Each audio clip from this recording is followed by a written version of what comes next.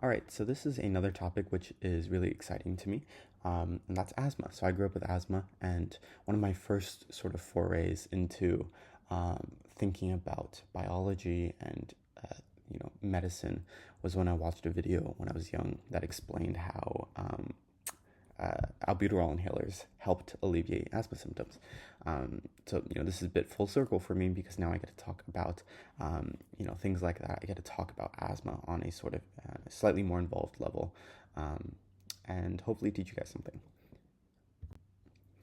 So this will be split into two parts. You can see the first part is going to be talking more about the cellular and sort of mechanistic things, and then the second one is going to be talking more about clinical or bird's eye view things. So let's get into it. So asthma could be, very defined at its core by structural changes that occur in the airway.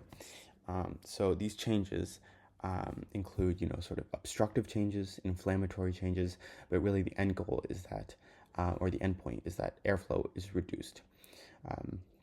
Now, you might think of asthma as a disease of the large airways, and certainly if you're someone who has asthma and you try to take a deep breath, like I'm doing right now, it feels like what's blocked is sort of the main, the main airway.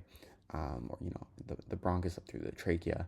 But really, it's these small airways, which are just millimeters in diameter, that are actually accounting for the majority of the obstruction. So that's the first thing that I want to talk about. So there are three main structural changes or processes that are driving the asthma pathology. The first is airway remodeling. Then we have bronchial hyperresponsiveness, and the last is airflow obstruction. So I'm going to talk about all of these. So let's talk about airway remodeling. This is sort of a broad term that people use to describe changes in composition, distribution, thickness, mass, or volume in the airway walls of asthmatic cells. So airway smooth muscle that increases in thickness is going to be one of the key examples of airway remodeling, as you can see in this bottom image here. Formation of an eosinophilic inflammatory layer beneath the epithelium is also one. And these all sort of occur in response to various stress stimuli that can begin as early as, infancy. We'll talk about those early infant sort of risk factors later on. So one of the sort of key things that is included under the umbrella of airway remodeling is hyperplasia. Now, hyperplasia is where you have an increased count of a certain cell, and in this case, it's mucin-secreting goblet cells. And you can also have metaplasia, which is transformation of cells. So you have undifferentiated cells that are being more, turned into goblet cells at an increased rate. And there are these things that sort of occur as a result of those goblet cells as a result of Th2 asthma called mucus plugs. And these are sort of, these plugs in your airway that are composed of mucin proteins, serum proteins, debris, dead cells, inflammatory cells, as you can see in the cell image here. And it comes down to a phenotype between a balance in the two phenotypes between the MUC5AC mucus protein, where if you have more of that relative to the MUC5B protein, you're going to get these mucus plugs, and that occurs in airway remodeling, as you can see in the image. So let's talk a little bit about that second one, which is bronchial hyperresponsiveness. So I pulled this quote from the textbook because I thought it was really just straight into the point, which is that, in short, asthmatic airways contract too much and too easily. So there's two aspects: too much contraction and too easily, right? So BHR, or bronchial hyperresponsiveness, is the ability for, or the increased ability for your airway to narrow after it's exposed to constrictor agents. So one of those constrictor agents that's used in the sort of laboratory setting is methacholine. So this is an agonist. And we can see that when we administer it to asthmatic patients versus normal patients, you can see that the asthmatic patients are going to react much more dramatically to those. So that's that first part, which is too much, right? It's contracting too much.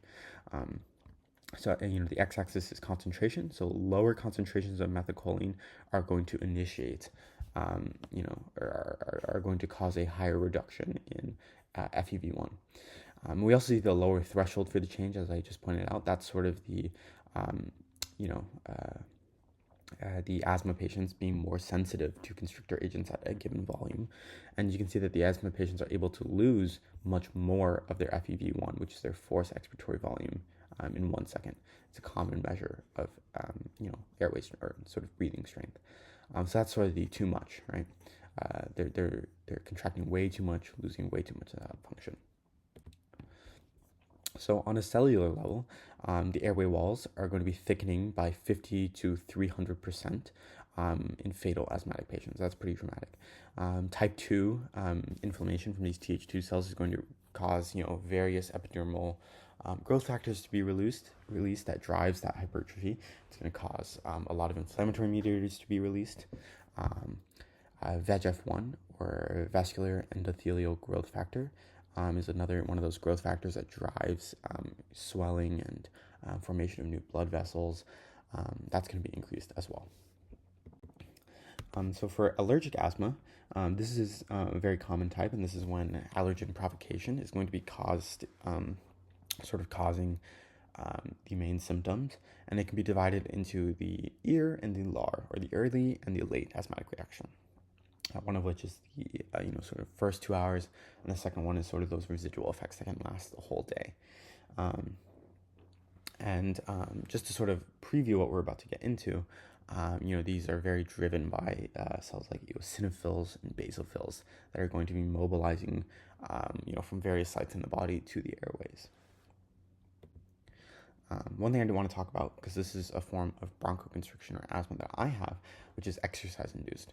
So this occurs in up to 80% of asthmatic patients, and just talk a little bit about the mechanism. Well, why does exercising cause me to have trouble breathing, or my airway to close? It might surprise you. So what happens is that when you exercise, you increase the ventilation because your body needs more oxygen. And when that happens, your breathing rate is going to increase as well. And both of those things in conjunction cause an increased volume of air to enter your body. And that air is non-humidified, as it always is. And your body has to humidify this air. And in doing so, it's going to take water from itself and humidify the air, creating a hyperosmolar environment. So it's going to lose water. Now, this hyperosmolar environment is going to stimulate phospholipase A2 release, and that is the actual molecule which stimulates mast cells to release those inflammatory mediators which cause all those symptoms. It's actually a really interesting connection between things, something like the humidification of the air and asthma symptoms. So let's talk a little bit about some of the cells. I want to talk about eosinophils and neutrophils. So eosinophils are going to characterize most allergic asthma. So this is called the Th2 high phenotype. And there's two ways that an eosinophil can degranulate in asthma. One is piecemeal, in which the cell remains intact and it just sort of degranulates normally, releasing contents via vesicles. And there's also cytolytic, which is where it dissolves the entire cell membrane, and it's sort of like a more apoptotic process. That being said, eosinophil apoptosis at large is going to be impaired in asthma. So we're going to have generally very high levels of eosinophils. And they help to induce tissue injury, drive airway remodeling, and BHR as well. Now, neutrophils. These ones are correlated with very severe and fatal asthma, especially those that are virally exacerbated. So you see that in kids a lot. They're recruited by CXCL8, which is a chemokine secreted by other neutrophils, allowing you to have a sort of positive feedback system where more and more neutrophils accumulate. And they contribute to airway remodeling via secretion of TGF-beta. It's interesting. Corticosteroids might be one inhaled therapy for asthma, but neutrophilic asthma is actually quite resistant to this. So let's talk a little bit about alveolar macrophages and some other cells. So alveolar macrophages, they have a bit of a conflicting pro-inflammatory and anti-inflammatory role. So they do produce IL-5, which really drives that eosinophil Th2 phenotype, but they also produce IL-10, which regulates T cell activity as well. So interesting to think about both of those.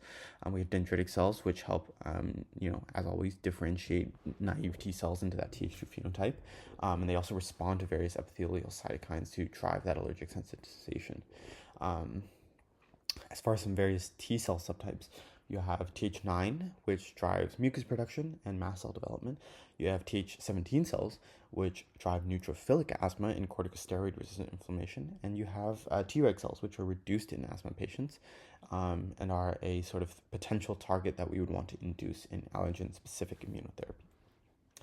So that wraps it up for this first one, and the next time we're going to be talking a little bit more about the clinical overview.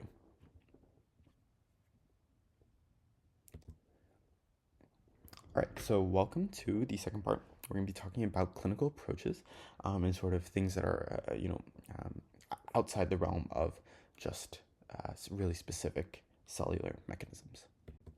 So let's start off with epidemiology. So there's a very variable presence of asthma. So some countries like China and Greece have very low prevalence, which actually would really surprise me because links to air pollution would lead me to believe that somewhere like China might have more, but it doesn't. But countries like Canada and the UK have, like 20% prevalence in some areas. So very different. But something that's really interesting, throughout this course, I've been talking about how atopic conditions are rising everywhere. But in asthma, this is actually not necessarily the case. So some countries are seeing a plateau where it's starting to not really rise, and then other countries that are a little bit behind us, perhaps in terms of urbanization, are still on the rise.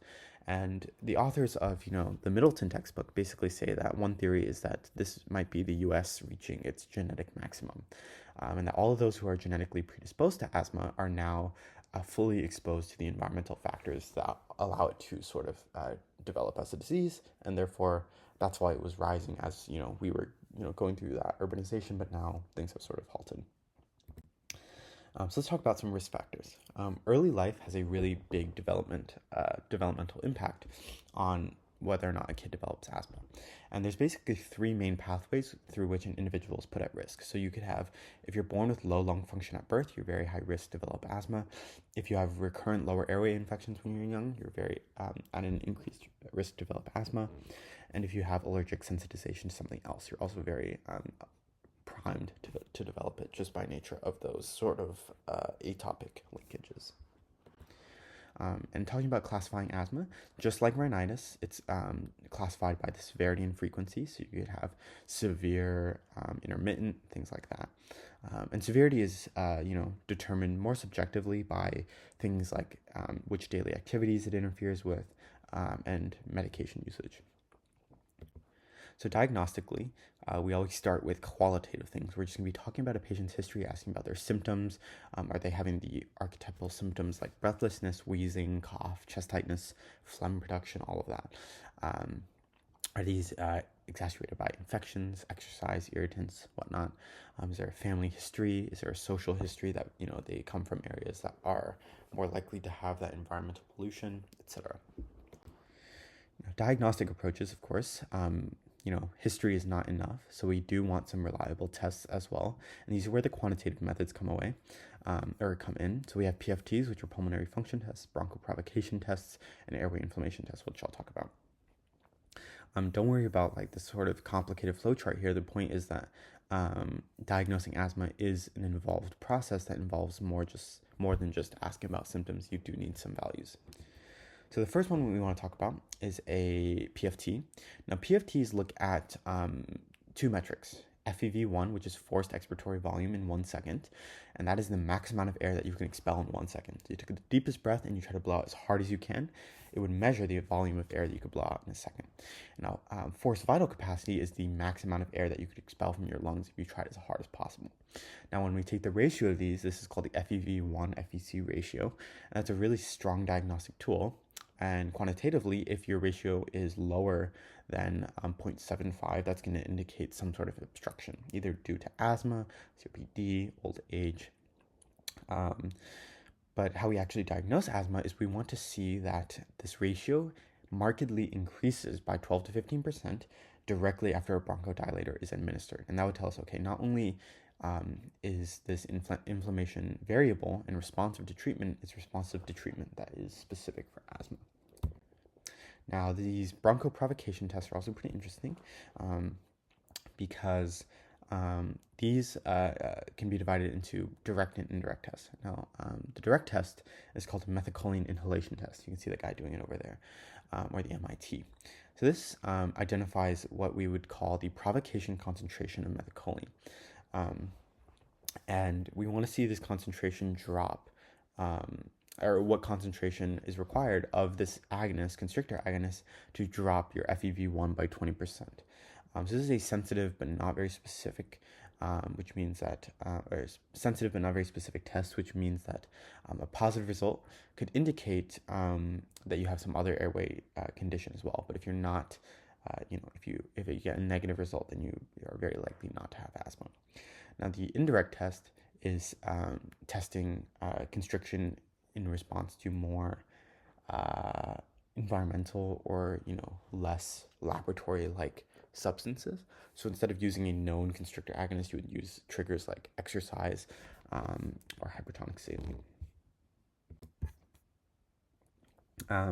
As far as treatment medications go, I want to give an overview of these and then I'll talk about the care plan. So we have short-acting beta agonists.